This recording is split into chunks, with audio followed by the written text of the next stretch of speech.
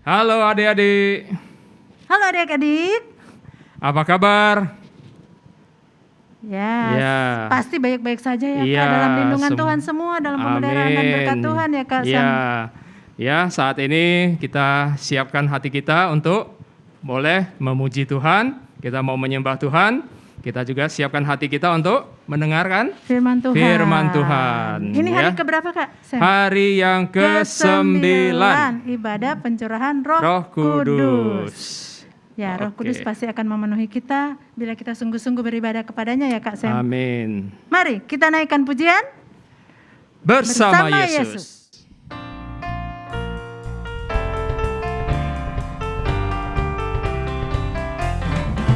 Bersama Yesus, lakukan perkara besar bersama Yesus. Tidak ada yang sukar bersama Yesus.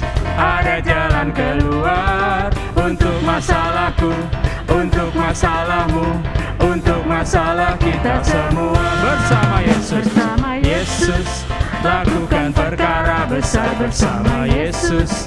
Tidak ada yang sukar bersama Yesus. Ada jalan keluar untuk masalahku, untuk masalahmu, untuk masalah kita semua. Yesus, Anak Domba Allah, Juru Selamat umat manusia. Yesus, Tabib yang ajaib, Dia menyembuhkan, Dia menguduskan, Dia membenarkan, Dia Raja segala raja. Yesus, Bersama Yesus lakukan perkara besar bersama Yesus. Tidak ada yang suka bersama Yesus. Ada jalan keluar untuk masalahku, untuk masalahmu, untuk masalah kita semua. Yesus, Anak Domba Allah, Juru Selamat umat manusia. Yesus, Tabib yang ajaib, Dia menyembuhkan, Dia menguduskan, Dia membenarkan, Dia Raja. Yesus, Anak Domba Allah. Yesus, Anak Domba Allah, Juru Selamat umat manusia. Yesus, Tabib yang ajaib, Dia menyembuhkan, Dia menguduskan, Dia membenarkan, Dia Raja segala raja. Ya, Yesus Anak Domba Allah, Dia Raja di atas segala raja. Saat ini siapkan hati kita mau mendengarkan Sang Raja berfirman bagi kita semua. Iya. Ya, kita akan menyanyikan pujian Tetap Setia.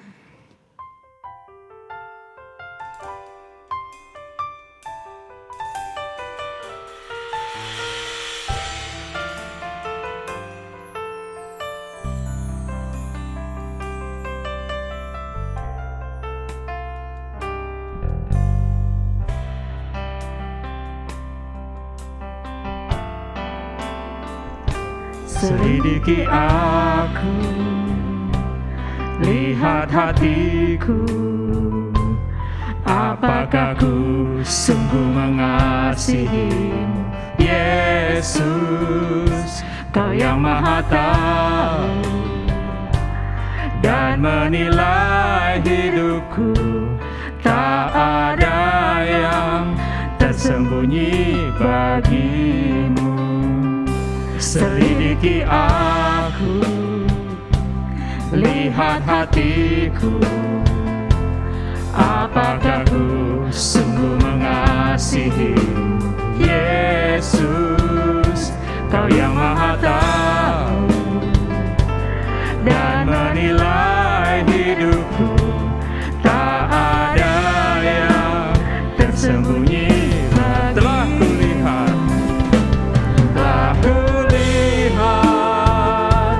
kebaikan-Mu yang tak pernah habis di hidupku.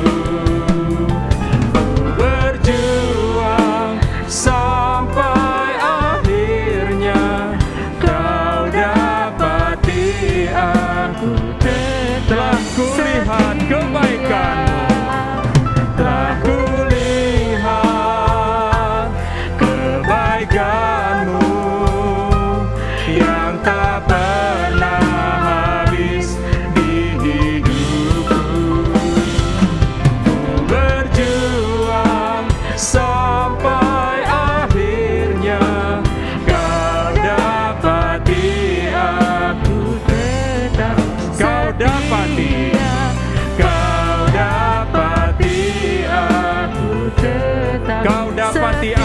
tetap setia. Kau dapati Aku tetap setia.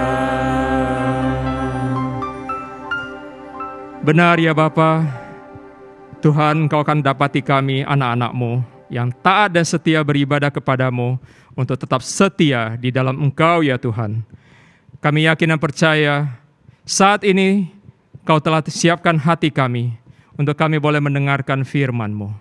Tuhan, kami juga percaya firman Tuhan yang akan kami dengar sebentar lagi akan menguatkan hati kami, membuat langkah hidup kami berjalan di dalam tuntunan-Mu, berjalan di dalam pimpinan-Mu Tuhan, agar semua yang kami kerjakan boleh bermanfaat, tidak hanya bagi hidup kami, tetapi juga untuk kemuliaan nama Tuhan. Terima kasih Bapa di surga, kami juga berdoa untuk kakak kami, Kak Yusak, yang akan menyampaikan firman-Mu bagi kami. Tuhan berkati, urapi, agar setiap firman yang kami dengar ini boleh menjadi sumber kekuatan dan pengharapan di dalam hidup kami. Terima kasih ya Bapa, kami mengucap syukur dan kami sudah berdoa di dalam nama Tuhan Yesus Kristus, Tuhan dan Juru Selamat kami yang hidup. Haleluya, amin. Ya, halo adik-adik, ketemu lagi kita. Ya, sudah 8 hari kita lewati pencurahan Roh Kudus. Dan malam hari ini kita kembali belajar ya, tema demi tema yang menarik-menarik. Ya, yang aktual, yang kejadian sehari-hari deh. Nah, kalau kita sudah belajar janji Tuhan pada murid-muridnya, pada kita semua, dan bagaimana kita sebagai anak Tuhan, ya di dunia nyata, di dunia maya kita bertindak. Hari ini kita juga belajar, ya kita ini sebagai anak-anak Tuhan yang sudah ditebus, yang sudah diberkati, yang udah rajin ibadah. Gimana sih kehidupan kita di dunia nyata? Ya, kalau kemarin Kak Evangelis Yusuf juga udah berbicara tentang dunia maya kan, bahkan sudah diobrolin sama kakak-kakaknya. Bagaimana kita harus bertindak? Hari ini kita mau belajar. Nah, kembali kakak mau bacakan ayat yang sudah kalian hafal malahan nih. Hari pertama kakak bacakan, hari ini kembali kakak bacakan. Yohanes 14 ayat yang ke-16. Yohanes 14 ayat 16. Aku akan minta kepada Bapa dan Ia akan memberikan kepadamu seorang penolong yang lain supaya Ia menyertai kamu selama-lamanya. Kemarin kita udah bahas ya waktu hari pertama penolong yang lain. Nah, poin yang penting yang kita mau pelajari hari ini atau kita mau ingat hari ini adalah akhir ayat ini. Supaya Ia menyertai kamu selama-lamanya. Nah, ini kalau kita baca sepintas, oh aku disertai selama-lamanya, ya, aku dilindungi, dijagai. Ini juga ada poin penting yang harus kita ingat, bahwa selalu ada penolong yang lain itu atau Roh Kudus dalam kehidupan kita. Ya, istilahnya kita selalu di watch over, ya selalu ada yang memperhatikan kita. Apa yang kita lakukan, apa yang kita katakan, semua itu disaksikan, diperhatikan. Nah, kalau kita tahu itu, berarti kita harus berhati-hati dalam bertindak. Benar nggak? Nah, ini yang kita harus ingat. Ya, jangan sampai kita melakukan hal-hal yang tidak menyukakan Roh Kudus atau Bapa di surga. Sehingga ya nanti kita kehilangan Roh Kudus. Karena kita melakukan apa yang di luar Tuhan, apa yang di luar firman Tuhan. Nah, di sini dibilang supaya Ia menyertai kamu selama-lamanya. Maksudnya apa? Kemana kita pergi, kemanapun ya kita, kalau sekarang mungkin, Kak, saya di rumah terus kok, nggak bisa kemana-mana. Ya, walaupun di rumah terus, tetap ada yang menyertai kita. Ya, tahu apa yang kita lakukan. Walaupun ditinggal papa mama atau di rumah sendirian, tetap ada yang tahu. Mungkin orang tua kalian, saudara kalian, adik atau kakak atau ya tante lah atau siapa yang di rumah bersama-sama, nggak tahu. Tapi Roh Kudus atau penolong yang lain itu tahu apa yang kita lakukan.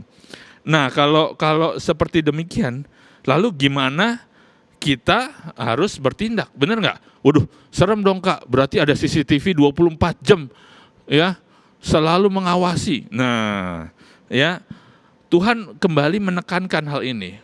Ya, ini yang harus kita perhatikan juga. Kalau memang ada penolong yang lain yang menyertai kita selama-lamanya, kita baca ya 1 Korintus 6 ayat 19 dan 20. Ini yang diperintahkan oleh Tuhan juga. Atau tidak tahukah kamu bahwa tubuhmu adalah bait Roh Kudus yang diam di dalam kamu, Roh Kudus yang kamu peroleh dari Allah, dan bahwa kamu bukan milik kamu sendiri, sebab kamu telah dibeli dan harganya telah dibayar lunas. Karena itu muliakanlah Allah dengan tubuhmu. Nah, kalau kita ngelihat, oh ya Kak, memang Tuhan memperhatikan kita. Di sini juga dibilang, tidak tahukah kamu bahwa tubuhmu adalah bait Roh Kudus, di mana Roh Kudus tinggal, ada di dalam kehidupan kita. Ya, nah apa yang harus kita lakukan di ayat 20? Sebab kamu telah dibeli dan harganya telah lunas dibayar. Karena itu muliakanlah Allah dengan tubuhmu. Nah ini yang harus kita lakukan. Kita harus memuliakan Allah dengan tubuh kita. Bukan berarti kita harus jadi, wah Kak, kalau gitu aku ini deh, daftar buru-buru deh, jadi mungkin singer di Beraca deh Kak, atau pemimpin pujian, atau yang Kak, boleh nggak aku baca ayat di kebaktian umum, aku mau memuliakan Allah. Tenang dulu ya, jangan buru-buru langsung mau jadi, wah aku mau ikut ngelayanin. Kalau nggak ikut itu deh Kak, syuting buat kontennya YouTube Tabernacle Family Junior. Ya, itu benar memuliakan Allah secara benar-benar. Tapi dalam kehidupan kita sehari-hari, memuliakan Allah itu apa sih? Berarti kita melakukan apa yang Tuhan perintahkan. Apa yang kita sudah baca melalui firman Tuhan, itu yang kita lakukan. Jangan kita sampai melanggar. Karena ini kalau dalam kehidupan kita, Tuhan bilang, Ia menyertai kita selama-lamanya. Tapi juga dalam kehidupan kita, banyak mata yang memandang kehidupan kita. Kakak beri contoh, ya, kalau kakak sebagai hamba Tuhan, ya, contoh simple aja deh. Pernah suatu hari, udah lama sekali, ini kejadiannya pernah lama sekali, ya. Kakak waktu itu lagi ke suatu mall, mau beli komputer, kakak ngerakit sendiri waktu itu. Nah, karena hari Sabtu, kakak ya mau ke mall yang rada panas, kakak cuma pakai kaos, ya, sama celana pendek, pakai sendal jepit. Nah, waktu itu lagi jalan di mall itu, ketemu sama jemaat GKT juga. Weh, Pak Yusak, wah lagi ngapain di sini? Nah, ya, orang itu ngelihat kalau di gereja biasanya rapih, ya, pakai celana panjang, bahkan pakai kemeja tangan panjang, pakai dasi, kalau nggak pakai batik. Ini begitu di mall kok beda. Nah, itu aja sudah diperhatikan. Ya, bukan berarti nggak boleh kakak pakai celana pendek, ya karena emang mau beli barang-barang, ya di mall yang rada panas. Nah, ini di sini dibilang, karena itu muliakanlah Allah dengan tubuhmu. Untung kakak waktu itu nggak melanggar firman Tuhan, ya. Kalau nggak, kakak nggak bisa memuliakan Allah dengan tubuh kakak, dengan kelakuan kakak. Nah, ini contoh yang simple. Banyak orang yang memperhatikan kita, ya. Itu kan katanya, itu kan pendeta Yusak, kok dia di sini? Nah, kalau di tempat yang nggak benar, gimana? Itu salah satu contoh dalam kehidupan kita. Kita harus memuliakan Allah. Kenapa? Karena tubuh kita adalah bait Roh Kudus, di mana Allah tinggal, atau Roh Kudus itu tinggal dalam kehidupan kita. Nah, kita harus melakukan bagian kita, memuliakan Allah dengan tubuh kita, sehingga Roh Kudus terus tinggal dalam kehidupan kita. Nah, kalian mungkin bertanya, jadi kita nggak bisa kemana-mana tanpa ya diperhatikan atau apa ya, bukan ditonton, di watch over oleh Roh Kudus dong Kak? Bener. Karena di Mazmur 139 ayat 7, ini bahkan dinyanyikan juga dalam kadang-kadang kalau kebaktian. Kita baca ya, Mazmur 139 ayat 7. Kemana aku dapat pergi menjauhi rohmu? Kemana aku dapat lari dari hadapanmu? Nah, ini Mazmur menyatakan seperti ini. Kita nggak bisa pergi menjauhi roh Tuhan. Kenapa? Karena memang di 1 Korintus dinyatakan, tubuh ini adalah bait Roh Allah, Roh Kudus yang tinggal dalam kita. Jadi kita nggak bisa lari. Ya, kemanapun kita pergi, Roh Kudus mengikuti kita. Dan kemana aku dapat lari dari hadapanmu? Tuhan itu, Bapa di surga itu maha hadir, maha tahu, ya. Jadi dia terus memperhatikan kita. Bukan hanya adik-adik, kakak sebagai hamba Tuhan, kakak-kakak sekolah minggu juga diperhatikan. Selalu ada ya yang memperhatikan kita. Setiap gerak-gerik kita diketahui oleh Tuhan. Nah inilah, kalau kalian bilang, wah kalau gitu jadi anak Tuhan susah dong Kak. Ya sedih aku jadi anak Tuhan, nyesel. Jangan buru-buru nyesel. Kalau kita memandang dari satu sisi saja, wah berarti aku nggak bisa ngapa-ngapain dong Kak. Ya nanti kalau aku diundang sama temen misalnya, nanti kalau udah beres nih Kak bisa keluar rumah lagi. Ya mau, ya istilahnya ada pesta ulang tahun yang rada-rada, wah, yang rada-rada bagaimana? Wah, aku nggak bisa dong Kak. Ya, di satu sisi mungkin kamu merasa ya rugi, nggak bisa nikmatin hidup, nggak bisa seperti ini. Tapi di satu sisi kita harus tahu, Roh Kudus yang menyertai kita itu melindungi kita loh. Ya seperti yang kakak bilang waktu sudah ceritakan waktu itu. Ya, kena sakit penyakit tetap dilindungi. Ada masalah apapun tetap dapat perlindungan, dapat pengajaran dari Roh Kudus. Nah ini yang kita dapatkan. Jangan mandang, wah nggak enak jadi anak Tuhan, selalu diawasi oleh CCTV dari sorga. Bukan, jangan itu yang kita perhatikan, tapi justru kita memperhatikan perlindungan itu hadir, penjagaan itu ada senantiasa. Nah kalau sudah belajar seperti ini, kita nggak bakal dapat lari. Nah, jangan kita melakukan hal yang dilakukan oleh penulis Amsal. Kita baca ya, Amsal 2 ayat yang ke-10. Dia berkata demikian, Amsal 2 ayat yang ke-10. Aku tidak merintangi mataku dari apapun yang dikehendakinya. Dan aku tidak menahan hatiku dari sukacita apapun. Sebab hatiku bersukacita karena segala jerih payahku. Itulah buah segala jerih payahku. Kita mungkin nanti merasa, kalau mungkin kalian belum merasa ya, sudah menjadi dewasa, nanti sudah mungkin kuliah atau bekerja, ngerasa, wah ya jadi anak Tuhan, aku nggak boleh melakukan seperti ini, aku tidak merintangi mataku. Jadi apa yang aku suka, aku lakukan. Apa yang aku pengen, aku lakukan. Ya, aku nggak menahan hatiku dari sukacita apapun di dunia ini. Karena di situ kan ditulis, itulah buah segala jerih payahku. Kan aku udah kerja untuk hal itu Kak. Ya, kalian mungkin ngerasa seperti itu. Udah deh, lakuin apa aja. Tapi ada ayatnya loh, ya. Habis itu Amsal juga menuliskan bagaimana ya kalau kita melakukan segala sesuatu dalam masa muda kita, justru kita nanti harus mempertanggungjawabkan semuanya itu. Lalu bagaimana? Apakah anak Tuhan yang sudah terima Roh Kudus, yang sudah ada penolong yang lain, yang menyertai kita selama-lamanya ini nggak boleh istilahnya have fun, atau hidupnya ini tertekan justru, nggak punya sukacita? Justru sebaliknya. Ya, justru sebaliknya. Kalau sukacita dunia sementara. Ya kakak tahulah, kakak punya teman-teman yang melakukan hal-hal yang nggak benar waktu itu. Nah, bagaimana kita dipenuhi dengan sukacita? Kita baca ya, kembali Mazmur 103 ayat 4 dan 5.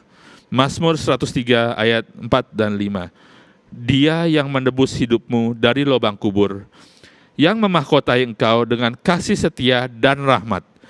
Dia yang memuaskan hasratmu dengan kebaikan, sehingga masa mudamu menjadi baru seperti pada burung Raja Wali. Nah, ini yang kita dapatkan adik-adik. Justru kita mendapatkan sukacita yang dipenuhi dengan kebaikan. Di situ dituliskan kan, Tuhan sudah menebus kita, sudah memahkotai kita dengan kasih rahmat, kasih setia dan rahmat. Artinya apa? Tuhan sudah ngangkat kita yang tadinya mestinya mati, kita menjadi anak Allah, dimahkotai loh. Ya, hanya raja yang punya mahkota dan kita adalah anak-anak raja. Ya, itu yang kita dapatkan. Dia yang memuaskan hasratmu dengan kebaikan, sehingga masa muda kita beda, justru lebih tinggi daripada yang ada di dunia ini. Seperti burung Raja Wali, terbangnya tinggi. Ya, nah ini yang kita dapatkan. Bukan kita justru nggak dapat sukacita, nggak bisa hidup dengan senang. Tuhan yang justru memberikan kesenangan. Kalau kita ngikutin perintah Tuhan, kalau kita benar-benar mencintai Tuhan, ya ini yang kita dapatkan. Nah contohnya siapa? Yang benar-benar mau melakukan firman Tuhan, nggak terpengaruh dengan lingkungannya, dengan teman-temannya, atau mungkin ya sekelilingnya lah. Apa yang mereka lakukan, kita ikut-ikutan misalnya. Oh yang satu, misalnya teman-teman kita, woi ya ayo, lagi musim, contoh saja. Wah tato, wah langsung ikut tato, biar keren katanya. Ya kita ikut, wah karena temennya tato, ikut tato. Udah tato, wah ini, dong, minum, ya whisky dikit aja, ya mulai teman-teman pesta, wah tuang, kita ikut. Kita kembali tidak memuliakan Allah dengan tubuh kita, ya enggak? Nah itu kalau kita mau memuliakan Tuhan dengan tubuh kita, artinya melakukan segenap perintah Tuhan, kita harus mencontoh Samuel. Ya, kita baca ya, 1 Samuel 2 ayat 26. Ini hasilnya kalau kita mau mengikuti Tuhan. 1 Samuel 2 ayat 26. Tetapi Samuel yang muda itu semakin besar dan semakin disukai, baik di hadapan Tuhan maupun di hadapan manusia. Apa sih yang dimaksud dengan ayat ini? Samuel waktu itu harus melayani di bait Allah, ya. Sedangkan sekelilingnya justru melakukan kebalikan dari perintah Allah. Kalian tahu dong kisahnya, bagaimana anak-anak Imam Eli, ya, justru mengambil persembahan atau korban bakaran bagi dirinya sendiri. Ya, Samuel yang masih muda ngelihat contoh yang tidak baik. Tapi apakah dia mengikuti? Enggak. Dia tetap mengikuti perintah Tuhan. Dia tahu itu adalah persembahan buat Tuhan, korban bakaran buat Tuhan. Dia nggak mau ikut-ikut. Dan apa hasilnya? Samuel yang muda itu semakin besar, bertumbuh, semakin disukai, baik di hadapan Tuhan maupun di hadapan manusia. Nah inilah, kalau kita mau mengikuti firman Tuhan, bukan kita berarti hidupnya susah, justru kita disukai. Kalau kita disukai oleh orang, disukai oleh Tuhan, apakah hidup kita nggak senang? Ya, ini pengalaman kakak aja. Ya, bukan kakak bilang, oh setiap orang di GKT pasti suka sama kakak, bukan. Tapi karena kakak mau belajar, terus mengikuti firman Tuhan, mau ya tidak terpengaruh langkah demi langkah. Nah, semakin besar, semakin disukai oleh Bapa di surga, semakin disukai oleh orang-orang di sekitar kita. Dan itu mendatangkan sukacita bagi kita. Mari kita belajar adik-adik. Kalau kita mau mengikuti firman Tuhan, ini yang kita dapatkan. Masa muda kita berbeda dengan masa muda orang-orang lain. Kita bagaikan burung Raja Wali yang bisa terbang tinggi, ya, mendapatkan ya banyak berkat dari Tuhan. Nah, kalau kita sudah mendengar firman Tuhan ini, kita mengawasi langkah kehidupan kita. Kita nggak terpengaruh, ya. Ada yang mau menggoyangkan kita, iman kita kepada Tuhan, ya, supaya kita tidak memuliakan Tuhan dengan tubuh kita. Kita nggak akan terpengaruh. Amin. Nah, cukup sekian firman Tuhan. Kita mau berdoa bersama-sama. Yuk, kita tutup mata. Bapa kami dalam kerajaan surga, sungguh kami mengucap syukur kembali firman-Mu mengajar kami. Karena kami adalah bait di mana Roh Kudus itu tinggal dalam kehidupan kami. Kami tidak sendiri, kami tidak akan takut, bahkan kami tidak akan terpengaruh. Kami tidak mau digoyahkan iman kami kepadamu. Kami mau selalu memuliakan Engkau melalui kehidupan kami.